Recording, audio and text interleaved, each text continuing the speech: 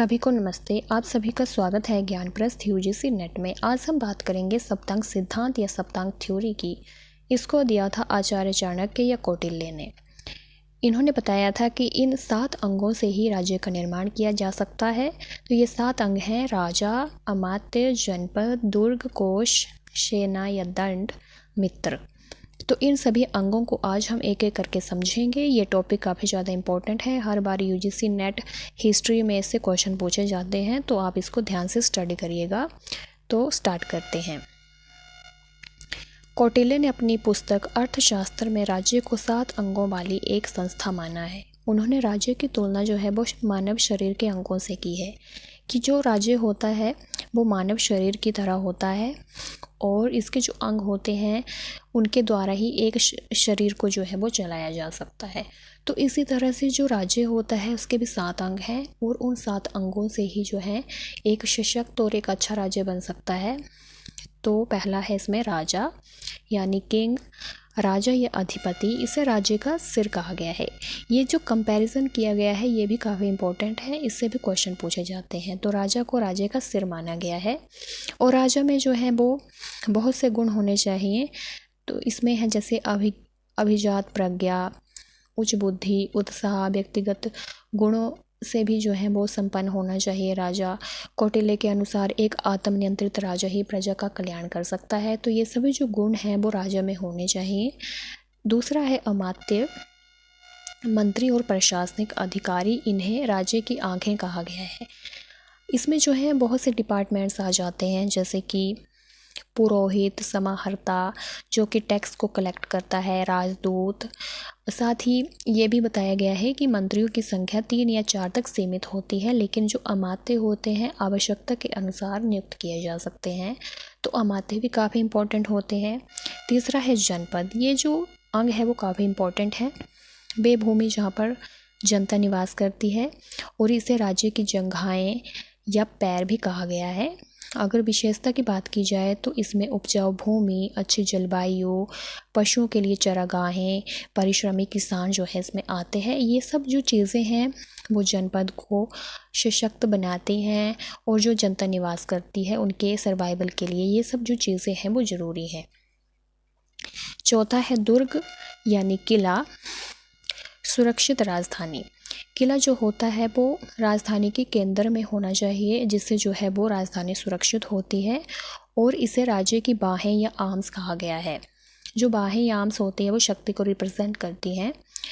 जो दुर्ग होता है वो राजधानी के केंद्र में होना चाहिए और कौटिल्य ने दुर्ग के विधान में राजधानी की योजना और विभिन्न श्रेणियों के लोगों के निवास स्थान के बारे में भी चर्चा की हुई है। 5वां है कोश यानी खजाना। इसे राज्य का मुख कहा गया है। खजाना जो होता है वो काफ़ी ज़्यादा इम्पोर्टेंट रोल प्ले करता है। धन का होना बहुत ज़रूरी होता है। इसमें कहा गया है कि राजा के लिए वैध कोष के अभाव में सेना रखना और उनकी निष्ठा बनाए रखना संभव नहीं है। अगर राजा के पास धन नहीं है तो वो जो है सेना नहीं रख सकता है और साथ ही जो है अगर उसके पास धन नहीं है तो जो सेना होगी वो राजा के प्रति इतनी निष्ठावान भी नहीं रहेगी। तो इसलिए जो है जो धन होता है यानी जो खजाना होता है वो काफ़ी इम्पोर्टेंट होता है। 6ठा है सेना या दंड। सेना को बल भी कहा गया है। इसे राज्य का मस्तिष्क या ब्रेन कहा गया है। ब्रेन को शरीर का इम्पोर्टेंट अंग माना जाता है। साथ ही जो है अगर इसकी विशेषता की बात की जाए तो एक अनुशासित और शक्तिशाली राज्य या एक शक्तिशाली सेना राज्य के सुरक्षा और विस्तार के लिए अनिवार्य होती है। अगर सेना जो होगी वो शक्तिशाली नहीं होगी तो राज्य की सुरक्षा करना और उसका विस्तार करना संभव नहीं हो सकेगा। इसीलिए जो है जो सेना है वो काफ़ी इम्पोर्टेंट होती है और सेना को सशक्त बनाना काफ़ी इम्पोर्टेंट होता है, जिससे जो है राज्य की सुरक्षा हो सकती है, विस्तार हो सकता है। 7वां और लास्ट है मित्र, बाहरी सहायक या सहयोगी देश। एक कंट्री का दूसरी कंट्री के साथ अच्छा संबंध भी जो है वो मित्र में आता है। वो भी मित्र की श्रेणी में ही हम उसको देखते हैं। साथ ही जो है अगर इसके कंपैरिजन की बात की जाए तो इसे राज्य का कान कहा गया है। विपत्ति के समय सहायता करने वाला विश्वसनीय मित्र राज्य की स्थिरता के लिए आवश्यक होता है। कि जैसे कोई विपत्ति आ गई है, कोई समस्या आ गई है, तो इसलिए जो मित्र होता है हमारी सहायता करता है, हमें सूचना देता है और हमें परामर्श भी देता है कि उस विपत्ति से कैसे हमें बाहर आना है उस विपत्ति से। और साथ ही अगर कोई समस्या आने वाली है तो उस समस्या के आने से पहले हमें सावधान करता है, हमें बताता है कि ये समस्या आने वाली है। तो ये जो मित्र होता है इसमें काफ़ी इम्पोर्टेंट रोल प्ले करता है।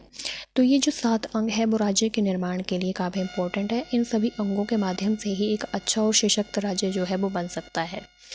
तो ये जो 7 अंग है और उनका जो कंपैरिजन है ये आपको पता होना चाहिए, एग्ज़ाम में पूछा जाता है। आई होप आपको आज की जानकारी अच्छी लगी होगी। ऐसी ही और वीडियो देखने के लिए हमारे चैनल को ज़रूर से सब्सक्राइब, लाइक, शेयर और फॉलो करें। साथ ही जो है अगर आपको कुछ पूछना है तो आप हमसे पूछ सकते हैं हमारे टेलीग्राम चैनल के साथ में जुड़कर। और साथ में ये भी बताइए कि आपको ये वीडियो कैसी लगी कमेंट सेक्शन में। मिलते हैं नेक्स्ट वीडियो में। Thank you.